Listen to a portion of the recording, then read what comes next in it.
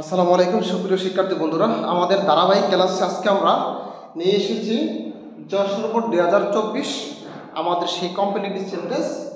আমরা প্রথমেই দেখব একটি বাক্য, এ ম্যান ইজ নন, একজন মানুষকে চেনা যায়। এখানে আমাদের উত্তরটা কি হবে? By the company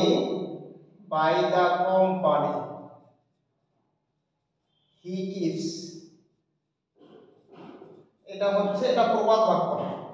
by the company he keeps, একটা মানুষ কোন ধরনের লোকের সাথে চলাফেরা করে, কোন ধরনের সঙ্গী সে রাখে, ভালো সঙ্গী না খারাপ সঙ্গী, এর উপরে ভিত্তি করে ওই লোকটাকে চেনা যায়। তাহলে a man is known by the company he keeps, সঙ্গ দেখে মানুষ চেনা যায়। এটা একটা প্রবাদ বাক্য, আমাদেরকে এটা মুখস্থ করতে হবে। এই প্রবাদ বাক্যটা আমাদেরকে মুখস্থ করতে হবে। তাহলে by the company he keeps, a man is known by the company he keeps, এই বাক্যটি আমাদেরকে মুখস্থ করতে হবে। হয়তো বা এই অংশ থাকবে, তাহলে এই অংশ আমাদেরকে ফিল আপ করতে হবে, অথবা এই অংশ থাকবে, এই অংশটা দিয়ে আমরা বাক্যটা কমপ্লিট করতে হবে।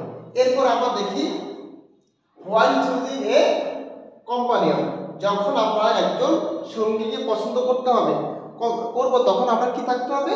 We must be careful, we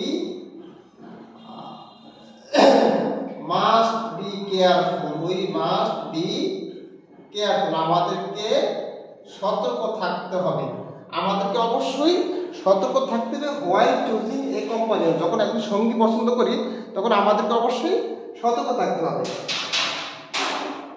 are students must avoid evil companies, এরপর আমাদের student must avoid evil companies, ছাত্রছাত্রীদের উচিত খারাপ যে সঙ্গী আছে এদেরকে পরিহার করা, সো দ্যাট, যাতে কি কারণে পরিহার করা উচিত, এই জায়গায় আমরা একটি বাক্য গঠন করতে হবে।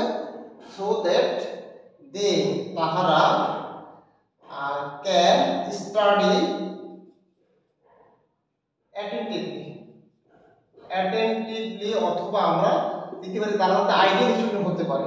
আমরা একটি বাক্য দিব যাতে খারাপ কোম্পানিও যদি থাকে আমাদের, তাহলে আমরা কিন্তু ছাত্রছাত্রীরা ভালোভাবে লেখাপড়া করতে পারবে না। তাহলে আমরা দিব দে ক্যান স্টাডি অ্যাটেন্টিভলি, তারা মনোযোগ সহকারে বা ভালো মতো লেখাপড়া করতে হলে তাদেরকে অবশ্যই খারাপ সঙ্গীদেরকে ত্যাগ করতে হবে।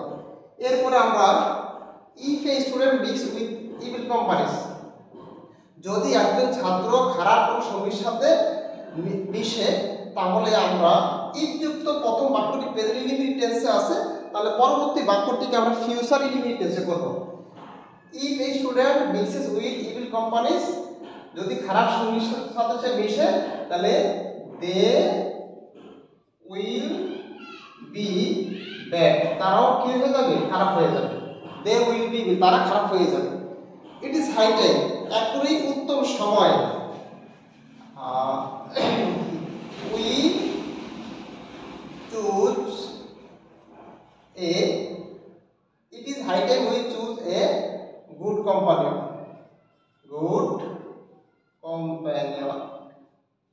ভালো সঙ্গী পছন্দের এখনই সময়। তাহলে আমরা খেয়াল করবো it is time, it is high টাইমের পরে সাবজেক্টের পরে ভার্ব টু ফর্ম।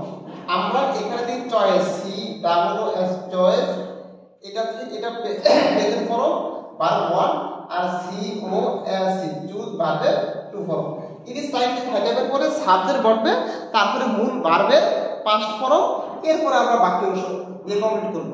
এভাবে আমরা রুল বুঝে বুঝে, অর্থ বুঝে বুঝে যদি আমরা করতে পারি, তাহলে আমাদের কিন্তু পরীক্ষায় যেই বাক্যটি আসবে আমরা সঠিকভাবে অ্যান্সার করতে পারবো। তো ধন্যবাদ সবাইকে।